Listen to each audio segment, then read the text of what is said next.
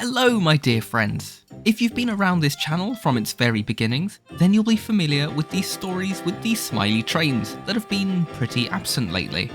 Well, you wait for one, and then four come along at once. Clever Little Engine is a project that has been in progress in the background for quite some time. So I'm going to make a behind the scenes video talking about each episode in detail, starting with the first, Paving the Way. On my Patreon page there is also a blooper reel with all of the many mishaps and unscripted antics, so do support the channel by joining there. I've always loved the Skarloey Railway characters most. They're such a fun little spin-off from the main cast and I really enjoy writing about them.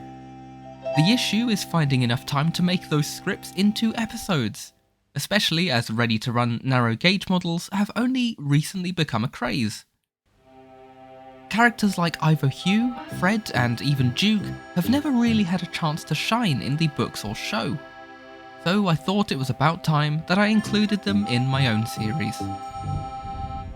This reflects in real life too, as when Thomas fans visit the Talyllyn Railway in Wales, as you should do for the upcoming Audrey Extravaganza 4, they often choose to travel with one of the engines they recognise over poor number 7 Tom Rolt. What a perfect source of inspiration. Poor Ivo Hugh is left wondering what he has to do to fit in with the legacy that the others have created. But then, on the other side of the coin, how are the older engines reacting to a brand new, stronger engine turning up and taking on a lot of the heavier duties? A balance between old and new is what the railway needs to pave the way for future. As for that pun, something I didn't get to write into Rheneas Caps's fear is how some slate quarries used ashes from the locos to make paths. The Talyllyn obviously goes through a lot of ash, and that is often used to strengthen embankments. Rheneas's rods getting stuck is very much a thing on Dol Goch. Nothing serious, but that long wheelbase is hard to budge sometimes. A few people have already done stories on new engine, enter name here, and how they first settle in, either being pompous from attention or naive from a lack of experience. I wanted to stray away from copying that, so instead these stories are set some years into Ivo being on the SR. Inspired by his basis originally working in Ireland, I cast Tidmouth Yard to give him a subtle accent and he delivered brilliantly. Nathan, or Nattles, also composed a beautiful score mixing Talyllyn related themes with Skarloey. And for Ivo, I asked for a similar tune to Sunny Side of the Street by the Pogues.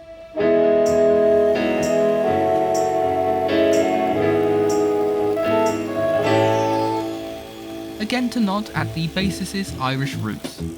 Do check out Nathan's SoundCloud for more tunes from the narrow gauge. Similarly, he kicks off the episode with a triumphant medley of themes, which references my last Skarloey episode, going from cold winter to brighter times. The soundtrack itself is full of references and motifs. I think my favourite has to be the piano drop at the crash.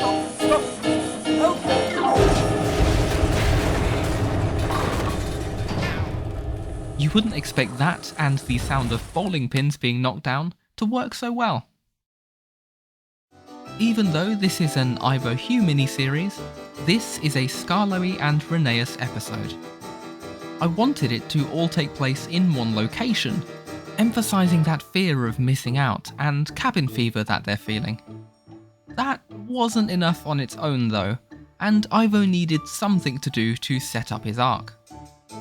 There are a few details that will come into play in later episodes, but you'll have to watch those to find out what. I wanted to try and distinguish Skarloey and Rheneas as old, but a different kind of old to Duke, who is the grandpa of the bunch.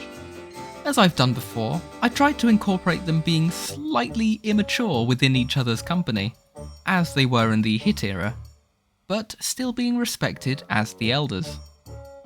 They've worked together for 150 years. Like in Over the Hill, I'm sure that they still try to one-up each other.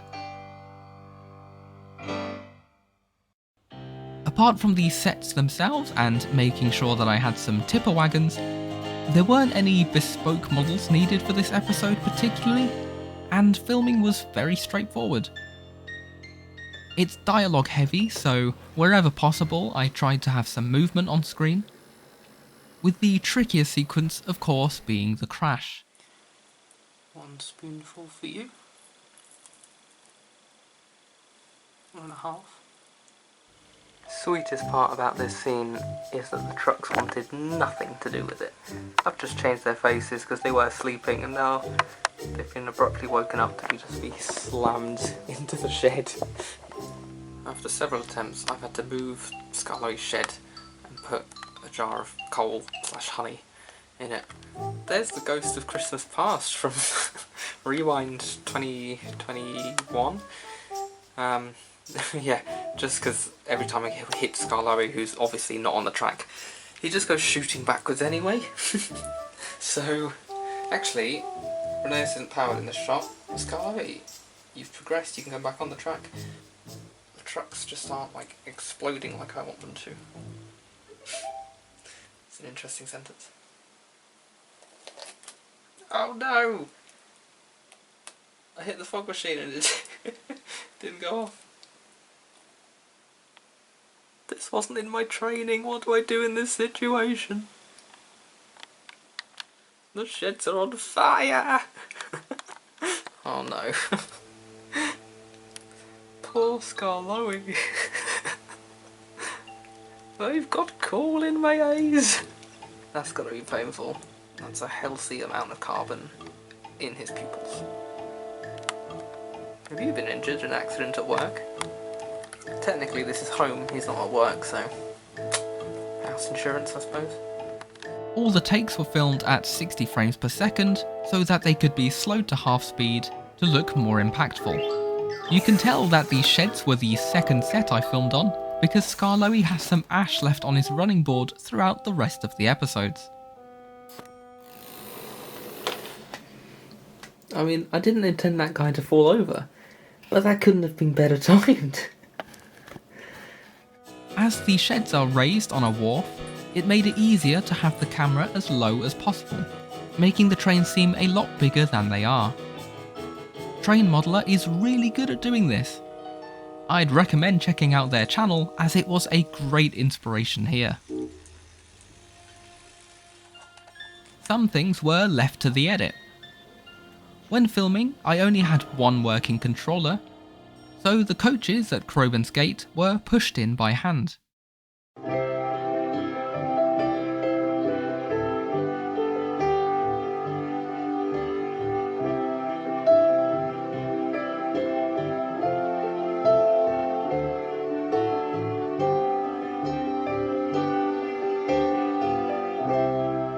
The shots of Rusty and Fred running were masked together.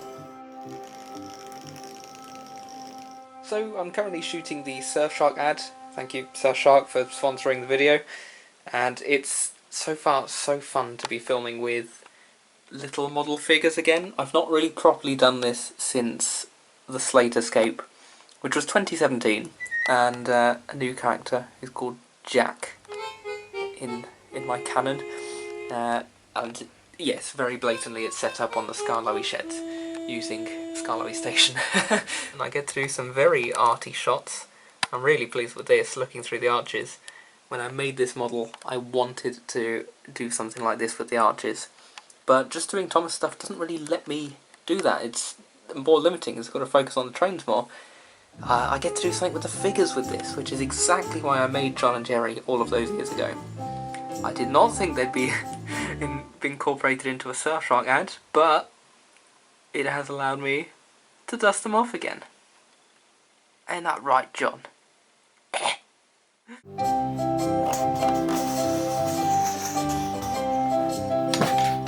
I'm so fortunate to have had such a great cast for this. Mostly it's familiar faces returning to voice characters, but there's some new names as well.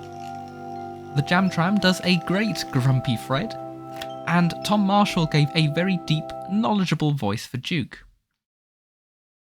As you can hear in the bloopers, I had a whale of a time voicing the trucks. Bramble, we did it. We finally started filming. We did it. Well, it's begun. What do you think about that? We have a set. I wanted to record a little advert thing for the live stream for the Audrey extravaganza, tell you when this was filmed. So I set up the station first, so I could do a very silly little video of me standing here with the window projected onto the wall behind me before I set everything up, and it makes it look like I'm on Sodor. But I suppose I am. If I lean on this, I'm technically on Sodor in the model world, right? And I've not been filming with this setting on the light because it looks very sort of orangey, but it does give it like a season 4 vibe, which is nice. If I could just have this set up all year, it does give off very comfy vibes. So I'm just about done with this set. So I'm about to take it down and now build the sheds. So all of the engines have to come off and they go back in their cabinet. And the beauty of this is it's right here. So they can be kept nice and safe and basically sit here in their green room until they're needed. And then if I need to do any modelling, which often is the case... Oh, Bramble, no. He's drinking my water. No. I've got the modelling desk here, so I can do little adjustments and touch up on the paint and things like that if anything needs that. And I've been painting these figures and things for various scenes. So, straight from the modelling desk to the set. Exactly like it would have been in Shepperton.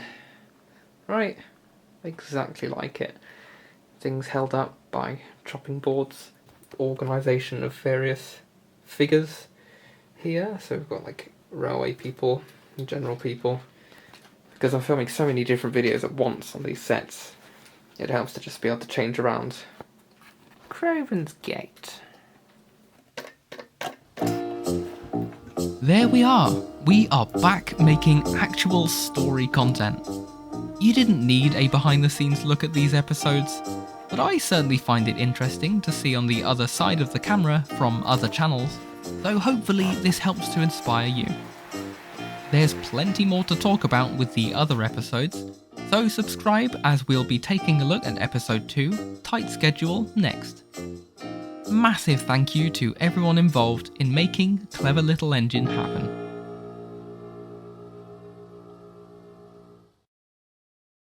Something that, I don't know, translates well onto screen, but John lost his legs a long time ago, probably during filming the Slate Escape. Yep, his legs came off because he's a cheap little, like, knock figure or something, and I think he might be HO anyway, so he's really small. But that is part of his character. I wanted Jerry to be taller and John to be really short, and that translates really well into this as well, because Jack is really tall. Many thanks to my brilliant channel patrons: Alex Goodman, GBH Train, D0280 Falcon, Sean Tempest, Random Thomas Fan, Dark White 73, Andrew Dyack, Reese Lee Walter, Ryan RTS, and Ivory Green 456.